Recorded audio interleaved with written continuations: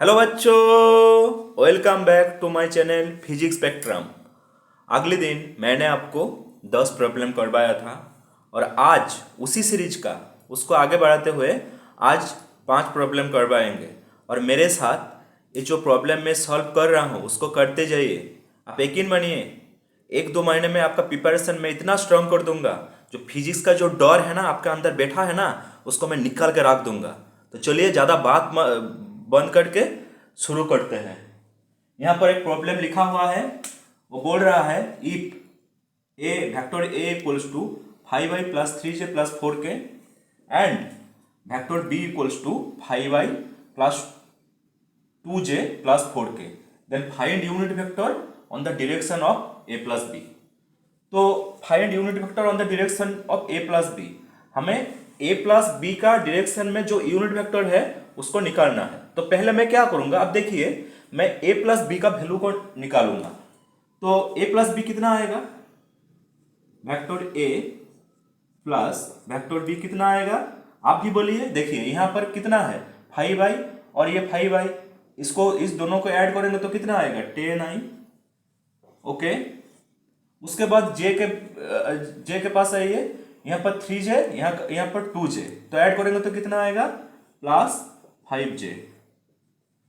Okay, और यहाँ 4k और माइनस 4k और यहाँ प्लस 4k, ये दोनों तो माइनस हो जाएगा, काट जाएगा, जीरो आ जाएगा। सो a प्लस बी का वैल्यू यही है। अब यूनिट वेक्टर का जो फॉर्मूला है वो आपको पता है क्या है। a का डायरेक्शन में जो यूनिट वेक्टर होता है उसको हम क्या लिखते हैं, vector a divide by mod of a। तो यहाँ a प्लस बी का यूनिट वेक्टर जो आएगा वो हम लिख सकता है n cap equals to vector a plus vector b divide by mod of vector a plus b। Okay, तो इसका वैल्यू यहाँ लिखते हैं 10i प्लस 5j, और इसका जो वैल्यू आएगा इसको होल स्क्वायर करना है, 10 स्क्वायर प्लस 5 स्क्वायर। ओके, कितना आ रहा है equals to 10i plus 5j divided by 100 और 25, रूट ओवर ऑफ 125 को हम क्या लिख सकता है इक्वल्स टू, यहाँ पर 5 को कॉमन ले लेते हैं, 5 इंटू कितना आएगा 2i plus j divided by root over of 125, root over of 5 into 5 into 5 equals to कितना आएगा, यहाँ पर देखिए 5 into 2i plus j divided by, इस दोनों के लिए एक बाहर निकाल आएगा, तो इसमें कितना आ रहा है 5 और रूट 5 एक अंदर में भी रह जाएगा, 5 रूट 5, और इसको अगर काट देंगे ये दोनों काट जाएगा तो कितना आ रहा है 1 बाई रूट 5, ये तो बाहर में, और अंदर में जो रह रहा है 2i प्लस j। अब निकल के आ गया हमारा answer 1 by root 5 2i plus j। अब आंसर को देखते हैं, ऑप्शन को देखते हैं। 1 by root 5 2i minus j, नहीं मेरा तो यहाँ प्लस है, ये भी गलत है। इसको देखते हैं 1 by root 5 2i plus j, हाँ ये वाला सही है और ये तो गलत है ही, तो एक प्रॉब्लम हो गया सॉल्व। तो फ्रेंड्स, आप बोर्ड में आ गया आपका प्रॉब्लम नंबर 2।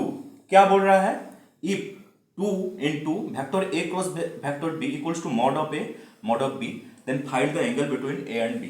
a और b का जो एंगल है वो मांग रहा है हमारे साथ। तो इसको कैसे सॉल्व करेंगे, देखिए पहले इसको लिख लेते हैं, 2 into vector a cross vector b equals to mod of a into mod of b। और a क्रॉस b के लिए हम क्या लिखते हैं, a cross b equals to हम क्या लिखते हैं, a cross b, vector a cross b equals to ab sine theta, ये तो आपको पता ही है। तो हम यहां लिख देते हैं 2 into a b sine theta equals to कितना आ रहा है, इस मोड को उठा देते हैं ए बी। ओके, अब इसको काट लेते हैं, ये भी काट जाएगा। तो साइन थीटा कितना आ रहा है, साइन थीटा इक्वल्स टू यहाँ पर 1 है और इस 2 इस तरफ आ जाएगा, तो कितना वैल्यू आ रहा है, half. Sine theta equals to half equals to sine कितना होता है, हाफ साइन 30 डिग्री। तो साइन 30 डिग्री का वैल्यू हाफ होता है। 30 का मतलब क्या क्या होता है, 180 डिग्री का मतलब पाई रेडियन होता है, और 1 का पाई बाई 180 इंटू 30, इसको काट दीजिए, 3 6 equals to sine pi by 6। अब ऑप्शन को देखते हैं, हाँ पहला ऑप्शन ही सही है, ये तो सही है, और ये भी गलत है, पाई बाई 4 तो नहीं है, पाई बाई 2 तो नहीं है, ये भी गलत है। बच्चों आपका बोर्ड में तीसरा प्रॉब्लम भी आ गया। क्या बोल रहा है, a force F equals to value दिया हुआ है 5i plus 3j plus 2k newton applied on an object, first it displace 2 metre along x axis, first 2 metre along x axis, then 3 metre along y axis, total work done by the force. 4 option दिया हुआ है, तो force दिया है और displacement भी दिया है। डिस्प्लेसमेंट में क्या बोल रहा है, देखिए, displace 2 metre along x axis. अगर हम एक्सिस ड्रा करेंगे ऐसे, तो ये हमारा x एक्सिस है और ये y एक्सिस है, इसका value 2 metre along x axis, x axis के बराबर 2 मीटर है, और इसका डायरेक्शन क्या है, x एक्सिस का डायरेक्शन i कैप, और y एक्सिस का वैल्यू कितना है 3m, और डायरेक्शन कितना होता है j कैप। सो वेक्टर को हम कैसे लिख सकता है, ये वेक्टर को हम ऐसे लिख सकता है, जो डिस्प्लेसमेंट है, डिस्प्लेसमेंट वेक्टर को हम ऐसे लिख सकता है, d इक्वल्स टू 2 का डायरेक्शन x एक्सिस है, मतलब उसका i कैप 2i, और 3 का डायरेक्शन है y एक्सिस, हम लिख सकता है प्लस 3j कैप। ओके, तो डिस्प्लेसमेंट हमारा आ गया। अब डिस्प्लेसमेंट तो आ गया, अब फोर्स दिया हुआ है, वर्क डन इक्वल्स टू कितना होता है, work done W equals to F dot D, ये दोनों वेक्टर क्वांटिटी होता है, ये वर्क डन स्केलर क्वांटिटी होता है, तो इसका डॉट प्रोडक्ट लेना है। फोर्स कितना है, फोर्स है 5i plus 3j minus 2k cap, dot displacement 2i plus 3j। Okay, अगर डॉट प्रोडक्ट करेंगे तो कितना आ रहा है, i का i से आएगा और j का j से आएगा, k का तो कोई यहाँ पर नहीं है, तो उसको हम नहीं लेंगे, तो 5.2, 5 और 2 में मल्टीप्लिकेशन करने में कितना आएगा 10, और i dot i 1 10 plus 3j cap, और यहाँ पर 3j cap equals to j cap 1, dot product लेंगे तो 1 आ जाएगा, तो 10 प्लस 3 3 जा 9, इतना यूनिट वर्क डन का यूनिट कितना आएगा, joule, equals to 10 plus 9 19 joule.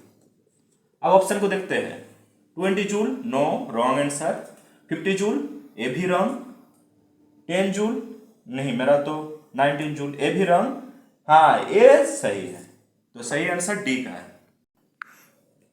Friends, अब बोर्ड में आ गया आपका प्रॉब्लम नंबर 4। देखिए क्या बोल रहा है, the initial velocity of an object is 4i plus 2j and acceleration is 0.3i plus 0.5j, then velocity after 10 second. वो मांग रहा है 10 सेकेंड के बाद कितना वेलोसिटी आएगा। तो हमारे पास क्या फॉर्मूला है, हमारे पास फॉर्मूला है v equals u plus a t। ये फॉर्मूला से हमको v का वैल्यू निकालना है। u कितना दिया हुआ है, देखिए u initial velocity u equals 4i plus 2j and acceleration a कितना है 0.3i प्लस 0.5j।